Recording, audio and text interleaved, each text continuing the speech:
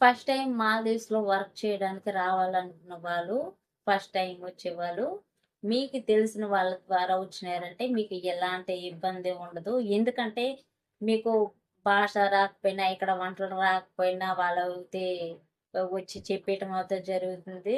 వంటలు కూడా చెప్పిస్తారు. అన్నీ మనకి పక్కనుండి కొంచెం దగ్గరగా ఉండి చూసుకుంటారు. ఎప్పుడు ఏ ఇబ్బందయినా వాళ్ళేం చెప్తున్నారనేది కూడా మనకి చెప్తారు అర్థమయ్యేలాగా.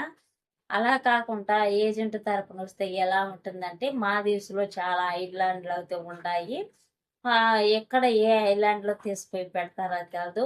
పెడితే ఏజెంటు హౌస్ మేట్‌గా తీసుకుపోయి పెట్టేస్తారు, వచ్చేస్తారు. మళ్ళా మనకి ఇబ్బందొచ్చినా, కష్టమొచ్చినా గానీ మార్చేదంటూ ఉండదు. అక్కడ వాళ్ళతో మాట్లాడటానికి గూడా ఎవరు ఉండరు. కాబట్టి మనకు తెలిసిన వాళ్ళ ద్వారా వచ్చినవంటే మనకి ఎలాంటి ఇబ్బంది ఉండదు. కొత్తగా వచ్చేవాళ్ళు తెలుసుకోవాలి. ఫస్ట్ టైం మాల్దీవ్స్‌లో వర్క్ చేయడానికి నేనొచ్చినప్పుడైతే, నాకైతే ఏ భాష రాదు. ఏమి అర్థమయ్యేది కాదు.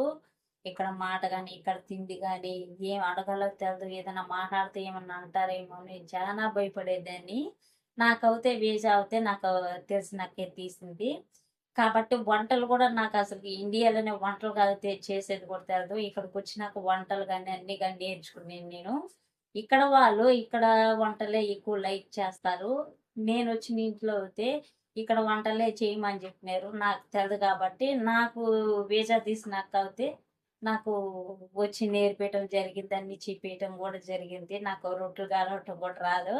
అన్నీ అయితే ఇక్కడికొచ్చినాక నేను నేర్చుకున్నాను. ఎందుకంటే మనకు తెలిసిన వాళ్ళుంటే మనకి ఏదైనా కష్టమైనా, ఏ ఇబ్బందైనా వచ్చినా గూడా మనకి దగ్గరుండి చూస్తారు. కాబట్టి మనకి తెలిసిన వాళ్ళ ద్వారా వస్తే ఏ ఇబ్బందయితే ఉండదు.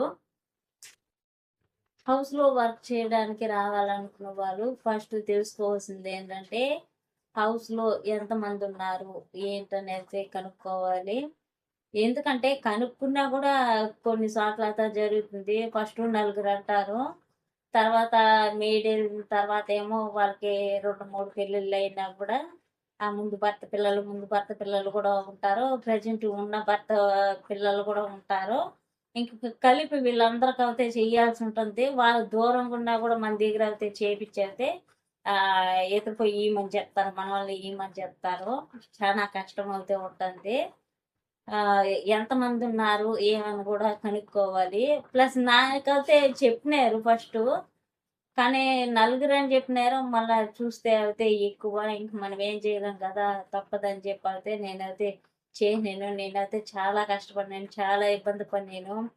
ఆహ్, చానా బాధపడినాను నేనైతే. చాలా కష్టం ఆ ఇంట్లో. పని అయితే ఎవరు చేయలేరు.